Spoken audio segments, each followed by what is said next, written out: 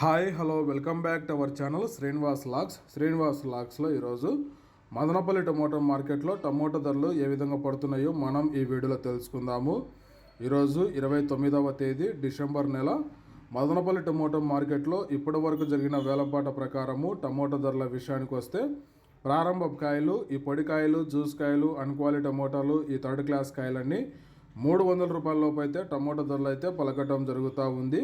అలాగే ఇంకా second quality కాయల విషయానికి వస్తే 300 రూపాయల నుంచి ప్రారంభమై 350, 400, 450, 480 రూపాయల వరకు అయితే ఈ సెకండ్ క్వాలిటీ కాయలు అయితే మదనపల్లి టమోటా మార్కెట్లో టమోటా ధరలు అయితే పలకటం జరుగుతూ ఉంది.